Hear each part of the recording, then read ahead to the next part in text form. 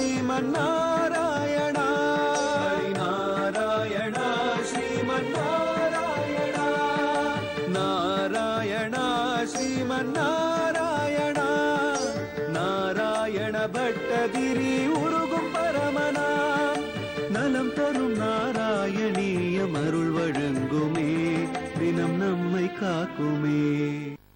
கனக ருச்சிரா காவ்யாக்யாதா சனேச்சரணோச்சிதா ஸ்ருத குருபுதா பாஸ்வத்ரூபா த்விஜாதிபசேவிதா விகித விபவா நித்யம் விஷ்ணோபதே மணிபாதுகே त्वमसि मगति विश्वेषां न सुपाग्रகமண்டலி. நாராயணியத்தினுடைய 34வது தசகத்துல 5வது ஸ்லோகத்தை நாராயண பட்டத்திரி பூர்த்தி பண்ணி பரதன் எவ்வாறு பாதுகைய ராமன் கிட்டேந்து திரும்பி வாங்கிட்டு வந்தா, ராமன் எவ்வாறு தண்டகாரண்யத்தினுடைய பிரவேசத்தை எல்லாம் பண்ணார்ன்ற அயோத்தியா காண்டத்தினுடைய ஒரு பூர்த்தியையும் ஆரண்ய காண்டத்தினுடைய ஆரம்பத்தையும் சொல்லக்கூடிய நாராயணியத்தினுடைய 34வது தசகத்தினுடைய 6வது ஸ்லோகத்தை குருவாயூர்ல பட்டத்திரி தொடங்குறாராம். குருவாயூரப்பா, ஸ்ருத்வா புத்ரார்த்தி கிரணமோ கலு பரதமுகாத் ஸ்வர்கஜாதமோ ஸ்வதாதமோ தப்தோ தத்வம்பு தஸ்மை நிததித பரதே பாதுகம் மேதினிமுச்சே அத்ரிமோனத்வாத கத்வா வனமதி விபுலமோ தண்டகம் சண்டகாயமோ ஹத்வா தைத்யமோ விராஹதமோ சுகம் அதிகலயகா சாருபோகோ சாரபங்கியோ.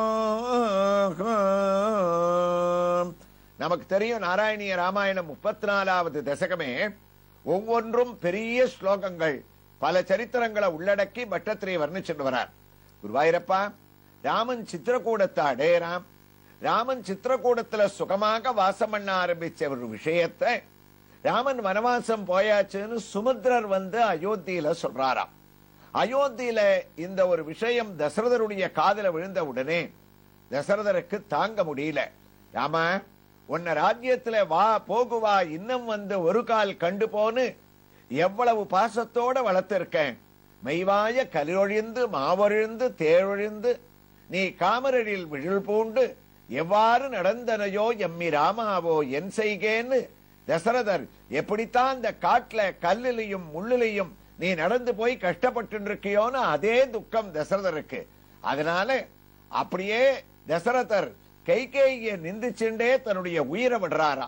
ராமா, நீ நாட்டை விட்டு போயிட்ட, கானகமே மிக விரும்பி நீ துறந்த வளநகரை துறந்து நானும் வானகமே மிக விரும்பி போகின்றேன் மனுகுலத்தார் தங்கள் கோவேன்னு ஆழ்வார் அனுபவிச்சா மாதிரி நீ ராஜ்யத்தை விட்டு போயிட்ட, கானகம் போயிட்ட, நானும் ராஜ்யத்தை விட்டுட்டு வானகம் போறேன்னு தன்னுடைய உயிரை விடுறார்.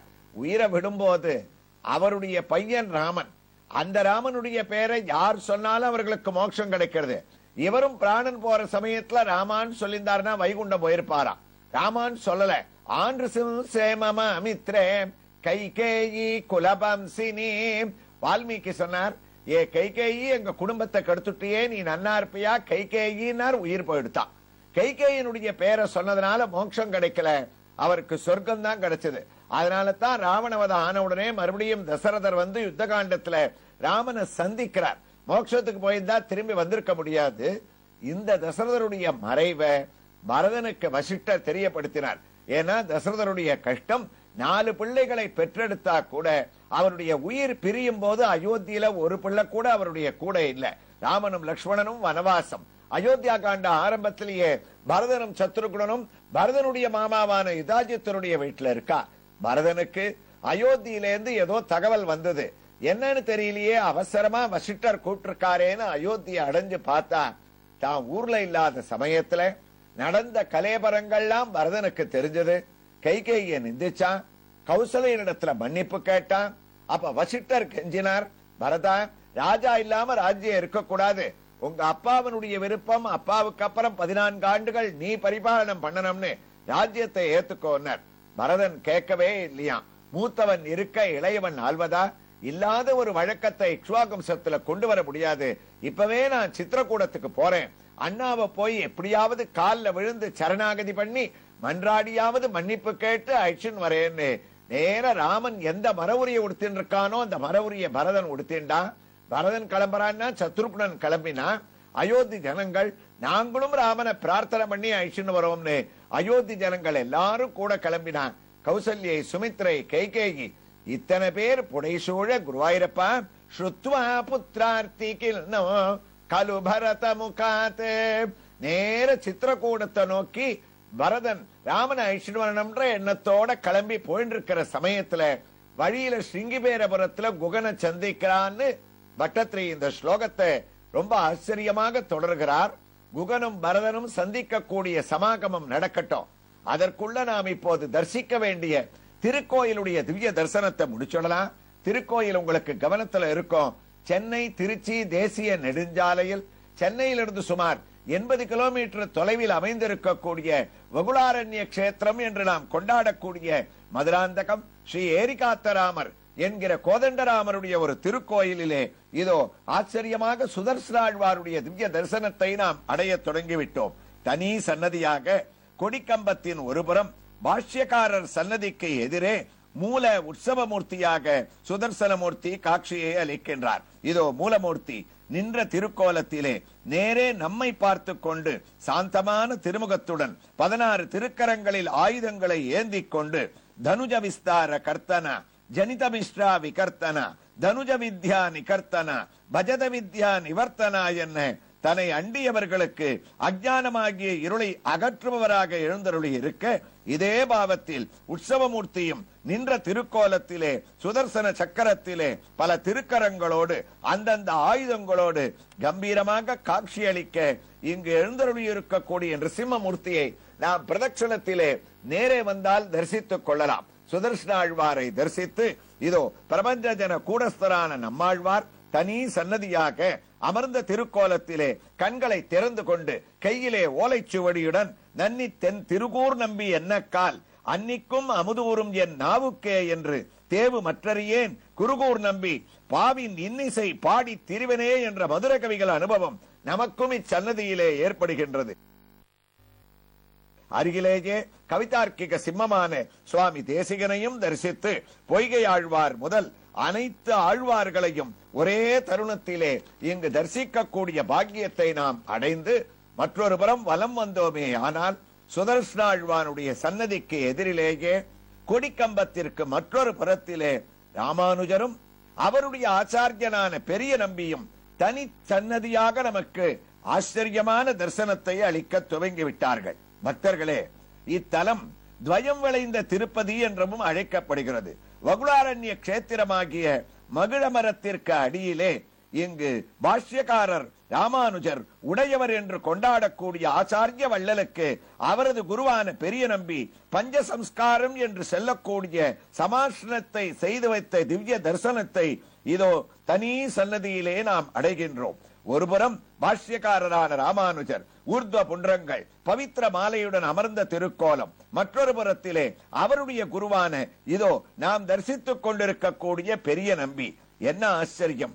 ஸ்ரீரங்கத்தில் எழுந்தருளி இருந்த பெரிய நம்பிகளை பெரிய பெருமாளான ரங்கநாதன் காஞ்சிபுரத்தில் உள்ள ராமானுஜருக்கு பல உபதேசங்களை செய்தருள உத்தரவிட்டாராம். அதே சமயம் காஞ்சிபுரத்தில் உள்ள பேர் அருளாளனான வரதராஜ பெருமாள் ராமானுஜரை ஸ்ரீரங்கம் சென்று பெரிய நம்பியை ஆச்சாரியனாக ஆசிரயிக்க சொல்ல இருவரும் வழியில் சந்தித்த தலமே இப்போது நாம் தரிசித்துக் கொண்டிருக்கக்கூடிய மதுராந்தகம் ஸ்ரீ கோதண்டராமர் திருக்கோயில். பாஷ்யக்காரர் பெரிய நம்பி உயர்ந்த ஆச்சாரியனும் சிஷ்யனும் நமக்கு ஆச்சரியமான சேவையை அளிக்க இதோ அதை தரிசிக்க கூடிய பாக்கியத்தை நாம் அடைகின்றோம். அது மட்டுமா, நாராயணீய நாயகனான கண்ணனும் இவர்களோடு டோலை எனும் ஊஞ்சலிலே வெள்ளி மண்டபத்திலே நின்ற திருக்கோலத்திலே நாட்டிய நவநீத கண்ணனாக நமக்கு தரிசனத்தை அளிக்கின்றான். ஆகா, என்ன பாக்கியத்தை அடைந்தோம்! அன்றைய தினத்தில் பாஷ்யக்காரருக்கு பஞ்சசம்ஸ்காரம் பெரிய நம்பிகள் செய்தருளிய சங்கும் சக்கரமும் இன்றும் அதே ஊஞ்சலிலே நாம் தரிசிக்குமாறு நமக்கு திவ்ய காட்சியை அளிக்க வீட்டில் இருந்தவாறே சங்கு சக்கரத்தையும் தரிசித்து நாம் குருவர்களோடு திருவருளையும் நாம் இங்கே அடைந்து கொண்டிருக்கின்றோம். அதனால்தான் இங்கு ராமன் மட்டுமல்ல, ராமானுஜரே ஒரு ஏரியாகவும் 74 மதகுகளை 74 சிம்மாசனாதிபதிகளாக உண்டாக்கிய பாஷ்யக்காரர் எனும் ஒரு ஏரி காத்த ராமனாகவும் இங்கு திவ்ய தரிசனத்தை நாம் அடைந்து கொண்டு இதே வைபவத்தோடு இவர்களோடு திவ்ய ஹாரத்தியோடு நாம் குருவாயூருக்கு திரும்ப எத்தனிக்கும் போது ஆச்சரியமான சேவை. பக்தர்களே, இந்த ஒரு தலத்தில் மட்டும் ராமானுஜர் காவி வேஷ்டியை அணியாமல் வெள்ளை வேஷ்டியை அணிந்து கொண்டு கிரகஸ்தாசிரம தர்மத்தோடு எழுந்தருளி இருப்பதும் அவரை ஆரத்தியோடு நாம் திவ்ய தரிசனம் அளிப்பதும் நமக்கு பெரிய பாக்கியமாக அமைய, இதே சூழ்நிலையிலே பரதனும் குகனும் சமாளிக்கக்கூடிய அவர்கள் ஒத்தருக்கொத்தர் ராமனுடைய திவ்ய வைபவங்களை ஆச்சரியமாக பரிமாறிக்கொள்ளக்கூடிய காட்சியை பட்டத்திரி நுணுக்கமாக வர்ணிக்கக்கூடிய வைபவத்திற்கு திரும்பிவிட்டோம். ஸ்ருத்வா புத்ரார்த்தி கிலனோ கலு பரதமுகாத் ஸ்வர்கஜாதம் ஸ்வதாதம். பரதன் குகனை சந்திக்கிறார். ஒத்தருக்கொத்தர் சந்திக்கும் போது குகனுக்கு ஆச்சரியமா, ஆகா, ராமன் மாதிரியே மரவுரி, ராமன் மாதிரியே ஜடாமுடி, லக்ஷ்மணன் மாதிரியே இருக்கான் சத்ருகுணன், அதே மாதிரி மரவுடி ஜடாமுடி, நம்பியும் என் நாயகனை ஒக்கின்றான், அயல் நின்றான் தம்பியை ஒக்கின்றான், தவவேடம் தலை கொண்டான், என்ன ஒரு ஆச்சரியம்னு. பரதா, உன்னுடைய பக்தியை பார்த்தா எனக்கு அவ்வளவு பிரமிப்பா இருக்கு. அண்ணா அடையாத ஒரு சொத்தை நம்ம அடையக்கூடாது, எப்பாடுபட்டாவது அவரை அழிச்சுட்டு வரணும்னு நீ கடுமையான விரதத்தோட வந்திருக்கியே. ஒன்னே ஒன்னு சொல்றேன், தாயுரை கொண்டு தாதை உதவிய தரணி தன்னை தீவினை என நீத்து சிந்தனை முகத்தில் தேக்கி போயினை என்ற போது புகழினோய். பரதா, நின் தன்மை கண்டபின் 1000 ராமன் நின் கீழ் அவரோ தெரியலம்மா. குகன் சொன்ன ஆச்சரியமான விஷயத்தை கம்பர் சொல்றார். குகன் சொன்னா, பரதா, உன்னுடைய பெருமையை நான் பார்த்தப்புறம் 1000 ராமன் சேர்ந்தா கூட ஒரு பரதனாக முடியாது. ஏன், ராமனும் ராஜ்யத்தை விட்டான், நீயும் ராஜ்யத்தை துறந்த பரதா. ராமன் எந்த ராஜ்யத்தை துறந்தான்? 14 வருஷம் கழிச்சு அவனுக்கு ராஜ்யம் உண்டு, பட்டாபிஷேகம் உண்டு. கையில கிடைக்க போற ராஜ்யத்தை துறந்தவன் ராமன். ஆனா பரதா, இப்ப இந்த 14 வருஷம் நீ ஆட்சி பரிபாலனம் பண்ணாதான் உண்டு. கையில கிடைச்ச ராஜ்யத்தை நீ துறந்தியே. கிடைக்க போற ராஜ்யத்தை துறந்த ராமனை விட கையில கிடைச்ச ராஜ்யத்தை துறந்த நீ 1000 ராமன் நின் கீழ் அவரோ தெரியலம்மா. உன்னுடைய பெருமைத்தான் என்ன. இப்பவே உன்னை கொண்டு போய் அந்த கரையில விட்டுட்டு காத்துன்னு இருக்க. எவ்வளவு சீக்கிரம் முடியுமோ அவ்வளவு சீக்கிரம் நீ ராமனை அழிச்சுண்டு வான்னு குகன், பரதன், சத்ருக்னன், கௌசல்யை, சுமித்ரை, கைகேயி 3 பேரையும் ஒரு படகலை ஏத்திண்டு ராமனுடைய திவ்ய சரித்திரத்தையும் அவனுடைய தரிசனத்தையும் ஞாபகப்படுத்திண்டு குகன் அந்த படக கடக்கிறான். அவர்கள் எவ்வாறு கங்கை கரை அடையறான்னு பட்டத்திரி ஸ்லோகத்தை தொடர்கிறார். எவ்வாறு தொடர்கிறார் என்ற ஒரு வைபவங்களை மதுராந்தகம் மகுளாரண்ய கஷேத்திரத்தில் எழுந்தருளி இருக்கக்கூடிய ஸ்ரீ கோதண்டராம சுவாமி உற்சவமூர்த்தி, அதே போன்று படவடிவத்திலே மூலமூர்த்தி ஆஞ்சநேயன் இவர்களுடைய திவ்ய தரிசனத்தோடு நாம் அடுத்த பகுதியிலே தொடர்ந்து கேட்கலாம். ஸ்ரீ கிருஷ்ணாய துப்யம் நமகா. நாராயணா ஸ்ரீமன் நாராயண.